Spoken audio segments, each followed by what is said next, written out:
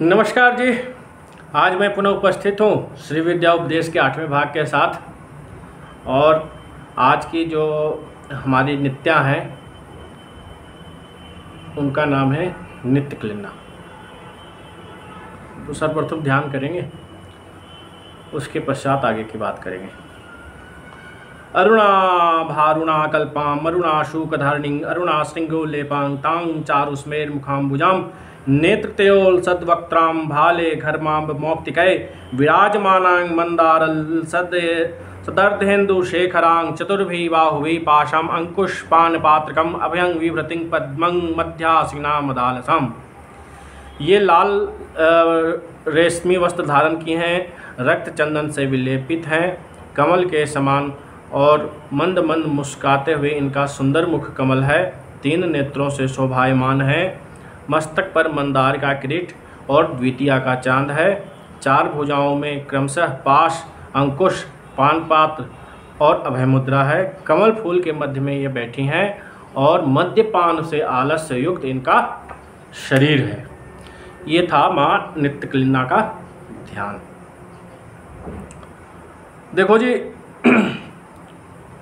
आज से ना हम लोग नित्याओं के साथ साथ योग भी प्रारंभ करेंगे। थोड़ा थोड़ा, ज़्यादा नहीं, थोड़ा थोड़ा। वो योग जो श्री विद्या में प्रयोग होता है।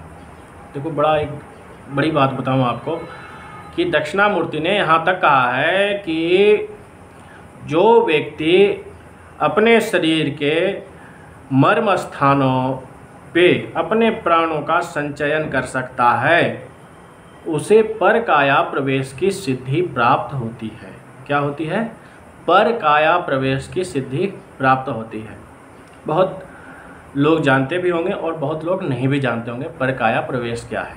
तो थोड़ा सा मैं आपको बताऊं कि जब योगी ये शरीर है, गीता में लोग पढ़े हुए हैं कि आत्मा जो है शरीर को धारण करती हैं। शरीर जब बूढ़ा होता है तो आत्मा इस शरीर को त्याग कर नए शरीर को धारण करती है।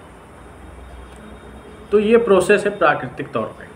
आदमी मरता है और कर्मानुसार दूसरा जन्म पाता है। लेकिन एक सिद्ध व्यक्ति, एक योगी, वो क्या करता है कि वो अपने योग के माध्यम से अपने पुरातन शरीर को छोड़ करके किसी भी नए शरीर को, जो भी उसको उपलब्ध शरीर मिलता है, वो अगर उसको उसमें जाने की इच्छा हो तो अपने पुराने शरीर को, जर्जर हो चुके शरीर को अपने योग के माध्यम से अपनी आत्मा को बाहर निकाल के किसी दूसरे मृत शरीर में अपनी आत्मा को स्थापित कर सकता है। इसको पर काया प्रवेश कहते हैं। हालांकि हमने तो नहीं देखा पर काया प्रवेश होते हुए, तो मैं इसके बारे में कोई बहुत प्रामाणिक बात तो नहीं कह सकता हूँ कि जी मैंने देखा है तो आपको मैं ये प्रमाण दे सकता हूँ। लेकिन हाँ, ग्रंथों में है और कई लोगों ने देखा भी है। और भारतीयों की बात छोड़ो, अंग्रेज़ों ने भी देखा है। उनमें से एक नाम सर जॉन वुडरॉफ का है, जिसने परकाया प्रवेश देखा था। सर जॉन वुडरॉफ के बारे में मैं बताऊंगा तो वीडियो छोटा पड़ जाएगा, इसलिए आप लोग स्वयं सर जॉन वुडरॉफ को सर्च करें गूगल में, बड़ी लंबी चौड़ी कहानी मिलेगी आपको। तो दक्षिणामूर्ति कह रहे हैं कि परकाया प्रवेश की सिद्धि मिलती है अगर श्री विद्या की योग की जाए। योग तो सब जगह एक ही होती है, लेकिन क्या है कि यहाँ की चीज़ें थोड़ी सी जो यहाँ पे प्रयोग होती है वो यहाँ हर चीज़ यहाँ पे एक अलग स्वरूप में एक धारणा के साथ करी जाती है। तो देखो हम अब आ जाओ योग की बात से पहले, अब हम आ जाए योग की बात करेंगे। इससे पहले हम आज की नित्या पे आते हैं। नित्य क्लिन्ना ध्यान मैंने आपको बता दिया। 1 लाख मंत्रों का पुरस्चरण है, 10,000 मंत्रों का हवन है और 1,000 मंत्रों का तर्पण है और 100 मंत्रों का मार्जन है। 10 कन्याओं को आप चाहो तो भोजन करा सकते हो, 1 ब्राह्मण को भोजन करा सकते हो। ये आम तौर पर एक प्रोसेस है पुरस्चरण कंप्लीट करने का। लेकिन अब बाकी जो चीज़ें हैं वो गुरुजन बताते हैं, इसमें थोड़ा आगे पीछे भी हो सकता है, मैं ऐसा कोई रिजिड बात नहीं है, गुरु लोग जो बताएं वही मानना चाहिए। और जो सिद्ध व्यक्ति हैं, जो गुरुजन हैं, उनके दिशा निर्देश में ही साधना पूजन करना चाहिए।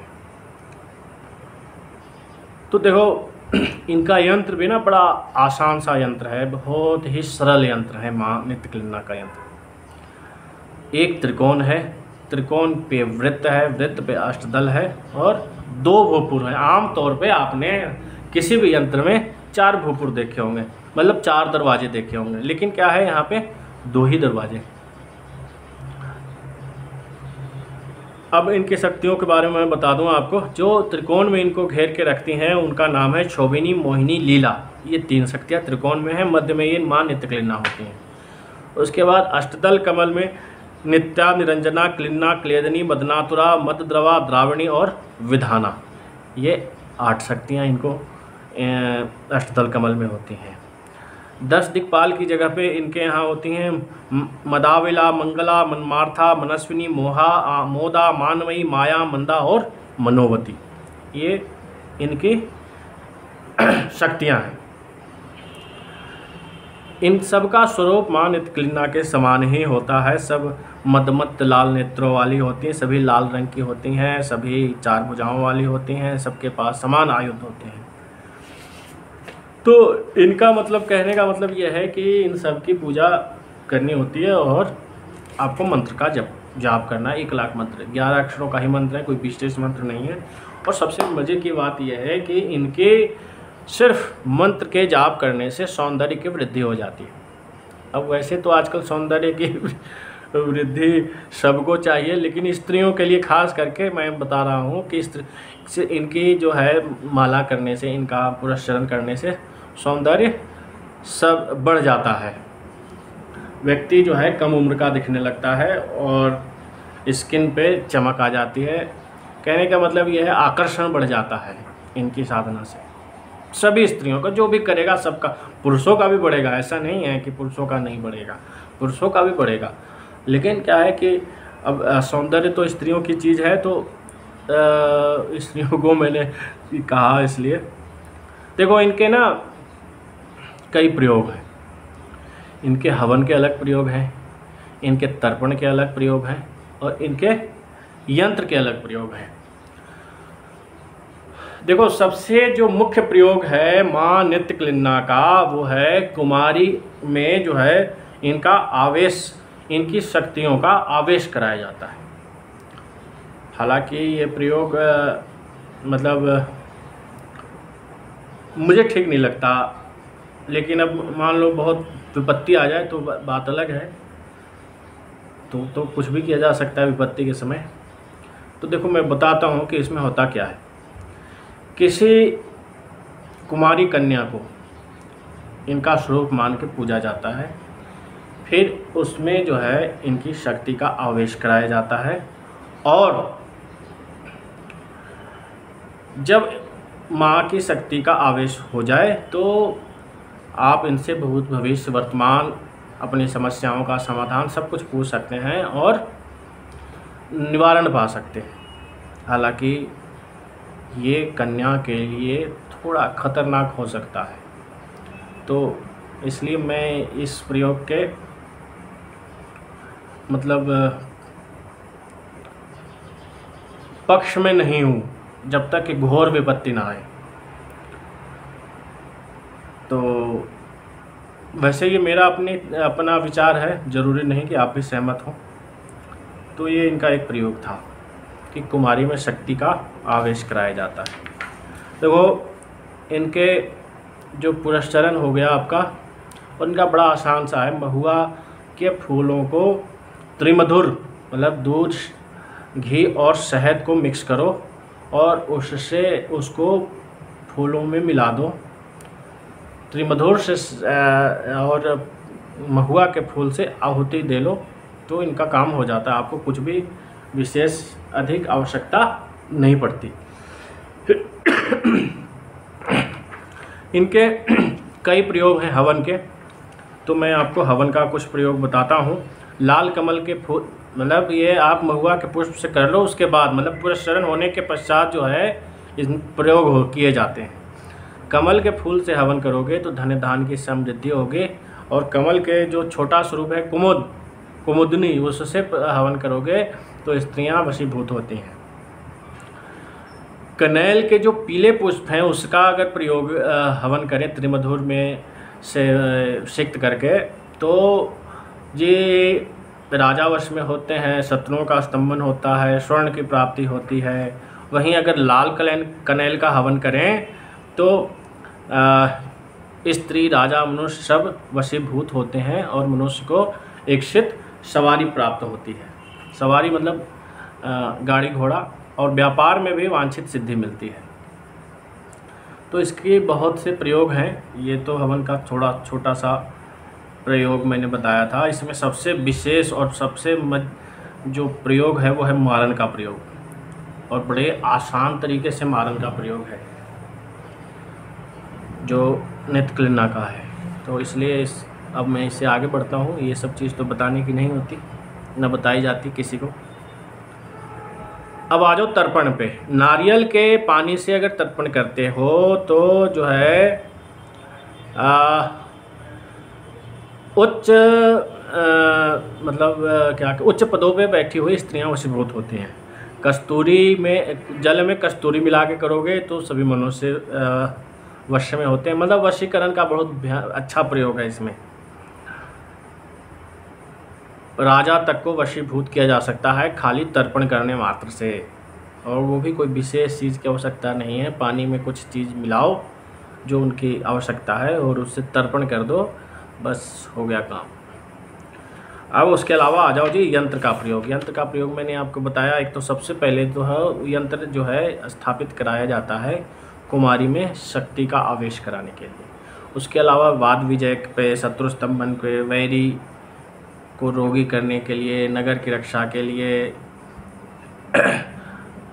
शत्रु की पराजय के लिए, घर की रक्षा के लिए, स्त्री के सौभाग्य के लिए,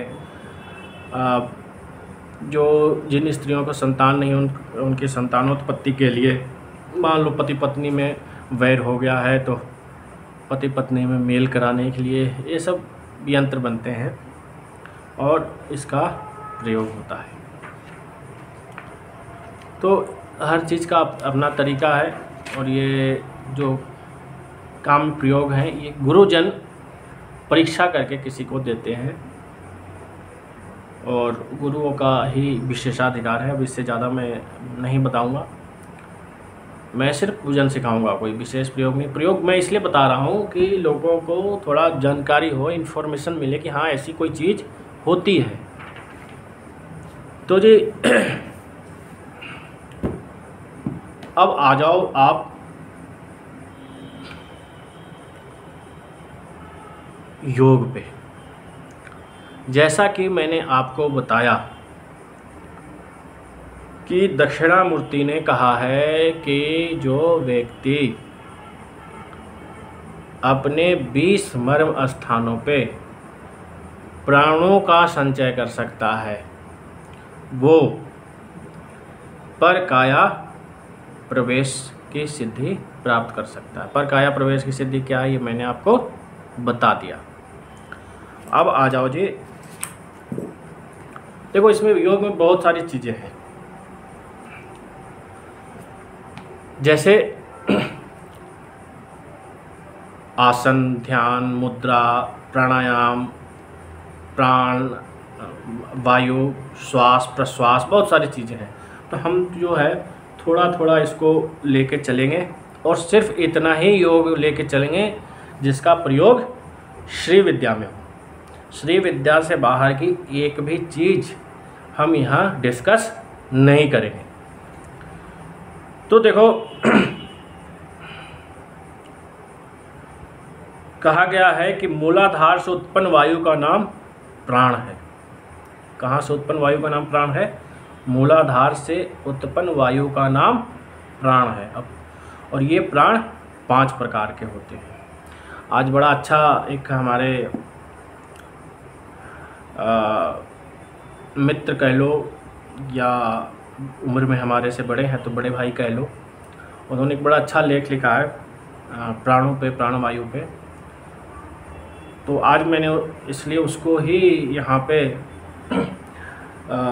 उठाया है। जो श्री विद्या में जो प्रयोग है कुछ उनका है और बाकी बहुत जगहों से चीज़ है। देखो, मैं वीडियो के लास्ट में जब सारी वीडियो हो जाएंगी तो मैं रेफरेंस दूंगा कि ये चीज़ें कहाँ कहाँ से मैंने ली हैं। ठीक है जी। कुछ गुरु परंपरा का है, कुछ किसी तंत्र का है, कम से कम 10-12 तंत्रों से मिला के मैं ये जो उपदेश देता हूँ, कुछ चीज़ वहाँ से उठाता हूँ, कुछ वहाँ से, कुछ गुरुओं से प्राप्त है, कुछ गुरुमुखी चीज़ तो खैर दी नहीं जा सकती इसलिए मैं नहीं देता हूँ, लेकिन गुरु से प्राप्त जो ज्ञान है, जो प्रयोग है, जो अनुभव है, वो मैं यहाँ शामिल करता हूँ। तो जी देखो, प्राण की बात चल रही थी। प्राण 5 प्रकार के होते हैं: प्राण, अपान, समान, व्यान और उदान। तो जो हवन करने वाले लोग हैं वो जानते होंगे कि मतलब आम तौर पे प्राणाय स्वाहा जब माला पूरी होती है, खास करके तंत्र में, सब जगह नहीं होता ये, तंत्र में रात्रि काल के जो हवन वगैरह होते हैं उसमें वायु को शुद्ध करते हैं हम और 5 प्राणों की आहुति दी जाती है। प्राणाय स्वाहा, अपानाय स्वाहा, व्यानाय स्वाहा, उदानाय स्वाहा, समानाय स्वाहा, इस तरीके से करके जो है आहुति दी जाती है हर माला के अंत में। ये एक विशेष जो है विधि है। अब ज़रूरी नहीं है कि सब लोग करें। मैं जो भी कह रहा हूँ सब लोग सहमत हो ये ज़रूरी नहीं है। आप नहीं सहमत हो कोई बात नहीं, ठीक है जी। तो अब मैंने आपको बताया था कि जो हमारा शरीर है वो क्या है, 5 महाभूत से बना हुआ शरीर है। अब हम देखेंगे कि किस समय जो है हमारे शरीर में कौन सी जो भूत है, मतलब 5 महाभूतों में कौन सी जो तत्व है उसकी प्रधानता रहती है। भूमि, वायु, आकाश, जल, अग्नि, किस चीज़ की प्रधानता होती है, ये कैसे जानेंगे कि हमारे जो इस समय शरीर में किस चीज़ की प्रधानता चल रही है, कैसे जानेंगे? ये आमतौर पर आपको जल्दी सुनने को नहीं मिलेगा, मैं बता रहा हूँ, आप समझो। और मतलब मैं ये भी नहीं कह रहा है, मैं बड़े बोल नहीं बोल रहा, भगवान बचाए मुझे इस अगर अहंकार हो रहा हो तो मैं अपने आप को ही ऐसे करता हूँ, लेकिन कम मिलेगा। मेरे कहने का मतलब ये है, देखो मैं बताता हूँ। जब श्वास सीधे चले तो क्या होगा कि आप समझो कि आपके शरीर में इस समय पृथ्वी तत्व की प्रधानता है। ठीक है जी। सब कुछ श्वास पे ही डिपेंड, श्वास ही पूरे शरीर का जो है आधार है और श्वास से ही आप इस शरीर को अपने नियंत्रण में रख सकते हो। श्वास जिसने साध लिया उसने समझो सब कुछ साध लिया। तो आओ अब फिर से हम बात करते हैं। क्या है कि अगर सीधे श्वास चल रही है नासा छिद्र से तो आप समझो कि पृथ्वी तत्व की प्रधानता है। अगर नीचे की ओर चले तो नीचे की ओर भी चलता है। खास करके आपको मैं एक जो नहीं जानते नीचे की तत्व कैसे चलता है तो मैं बताऊं कि जब व्यक्ति मर रहा होता है तो उसके जो वायु है वो उल्टी हो जाती है। खास करके अगर आपने अनुभव किया होगा तो अब उसी तरीके से ये कभी कभी हमारे शरीर में भी होता है। नीचे की ओर भी हमारी वायु चलती है। जब नीचे की ओर वायु चलती है तो जल तत्व की प्रधानता होती है और ऊपर की ओर चले तो अग्नि तत्व, बगल से चले तो वायु तत्व और जब सभी ओर से चले तो आकाश तत्व की प्रधानता होती है। ये तो आ गया कि हमारे शरीर में किस समय कौन सा तत्व जो है प्रधान होता है। अब आ जाओ कि ग्रह, देखो हर जगह हर जगह मैं राशि और ग्रह गोचर घुसा देता हूँ तो लेकिन अब क्या करूं, मैं मजबूर हूं। पृथ्वी तत्व में गुरु और केतु की प्रधानता होती है। उसके बाद शुक्र और मंगल में जल तत्व के, बुध और सूर्य में अग्नि तत्व के, चंद्र और शनि में वायु तत्व की प्रधानता होती है। अब कुछ लोग थोड़े से कंफ्यूज हो जाएंगे जो खास करके ज्योतिष का ज्ञान रखते होंगे कि चंद्रमा तो जल तत्व की राशि है और आप कह रहे हैं कि वायु में प्रभाव रहता है। तो मैं ये नहीं कह रहा कि कौन सा किस चीज़ की राशि है और किस तत्व को निर्देशित कर रहा है। मेरे कहने का सिर्फ मतलब ये है कि इस समय उसकी जो प्रधानता, उसका प्रभाव जो है वो कहाँ पे है। तो गुरु केतु में पृथ्वी तत्व की प्रधानता होती है, शुक्र मंगल में जल तत्व की प्रधानता होती है। शुक्र मंगल में अब लोग यहाँ पे थोड़े कंफ्यूज हो जाएंगे, लोग कहेंगे कि मंगल तो अग्नि कारक है, ठीक है जी। तो हम यहाँ बात कर रहे हैं शरीर की। मंगल क्या है शरीर में? रक्त, तो तरल है, जल तत्व है, जल से ही चलता है ऊपर से नीचे। अगर तरलता नहीं होगी रक्त में तो कैसे ऊपर जाएगा? शुक्र क्या है? वीर्यरज, वीर्य भी क्या है? तरल है। तो इसलिए ये जल मतलब शुक्र मंगल में जल तत्व का प्रभाव होता है। बुध सूर्य में अग्नि तत्व का, चंद्र शनि में वायु तत्व का ये प्रभाव होता है। बाएं और दाहिने नासा क्षेत्रों से श्वासों का प्रवाह क्रमशः होता है, हर 2-2 घंटे पे आमतौर पे बदल जाता है। और ये सारी दुनिया जानती होगी कि ईड़ा, पिंगला और सुषुम्ना किसे कहते हैं, ये सब जानते होंगे। बायां इधर ईड़ा है, बाईं ओर ईड़ा है, दाहिनी ओर पिंगला है, मध्य में सुषुम्ना है। ये सारी दुनिया जानती है, इसलिए मैं इसके बारे में विशेष नहीं बताऊंगा। पृथ्वी और जल तत्व में चंद्रमा का प्रभाव अधिक होता है। अग्नि, वायु और आकाश तत्व में सूर्य का प्रभाव अधिक होता है। मातृकाओं और विद्या में, अब आ जाओ, देखो मातृका मतलब जो अक्षर रूप में हमारे हैं मातृकाएं, मातृकाओं और विद्या में क्रमशः चंद्रमा और सूर्य का प्रभाव रहता है। शरीर के निचले भाग में और पीठ पर, शरीर के निचले भाग और पीठ पर चंद्रमा का प्रभाव होता है और शरीर के ऊपरी भाग और आगे की ओर जो है सूर्य का प्रभाव होता है। शरीर रूपी घट के ऊपर चंद्रमा का और नीचे सूर्य का प्रभाव होता है। ये कई लोग यहाँ पे थोड़ा कंफ्यूज हो सकते हैं कि एक बात तो आप कह रहे हो कि शरीर के निचले भाग में और पीठ पर चंद्रमा का प्रभाव है वो है, और दूसरी ओर आप कह रहे हो कि शरीर के ऊपरी हिस्से तथा आगे शरीर रूपी घट के ऊपर चंद्र का और नीचे सूर्य का प्रभाव होता है। ये दो अलग अलग बातें होंगी, लेकिन नहीं, ये अलग अलग बातें हैं और इसका भी संबंध है। ये जब आप विस्तार से चीज़ें जानेंगे तो आपको क्लियर होगा। तो देखो, शुक्ल पक्ष के 1, 2, 3, 7, 8, 9, 13, 14 और 15 तिथियों को सूर्योदय काल में चंद्रनाड़ी से श्वास चलता है। चंद्रनाड़ी मतलब बाएं छिद्र से श्वास चलेगा। ये तो आप अनुभव करते हो कि एक साथ दोनों छिद्र बहुत कम जो है खुले होते हैं और उनसे श्वास चलता है। तो कौन से समय कौन सा नासा छिद्र चलता है ये मैं आपको बता रहा हूँ कि शुक्ल पक्ष की 1, 2, 3, 7, 8, 9, 13, 14 और 15 तिथियों को सूर्योदय काल में चंद्रनाड़ी का प्रभाव रहता है और इन तिथियों में 2.5 घंटे क्रम से बदलता रहता है। 4, 5, 6, 10, 11, 12 इन तिथियों में सूर्योदय काल से सूर्य नाड़ी में का वो चलता है।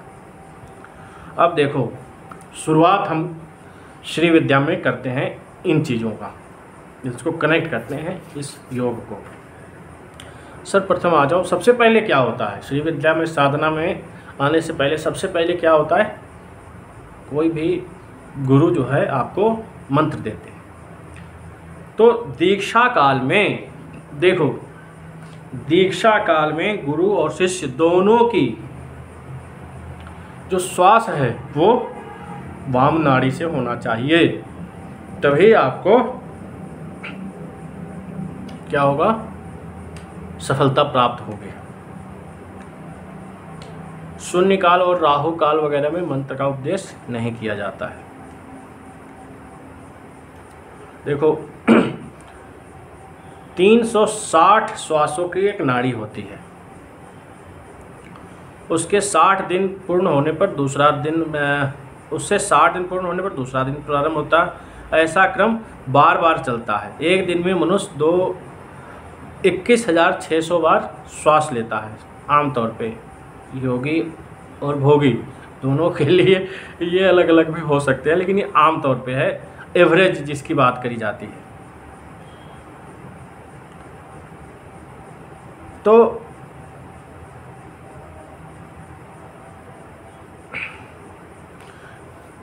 इनकी जो व्याख्या है ना प्राणों की,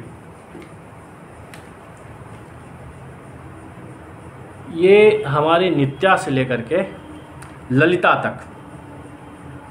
देखो अब आपको मैं इसकी व्याख्या देता हूँ, कैसे इस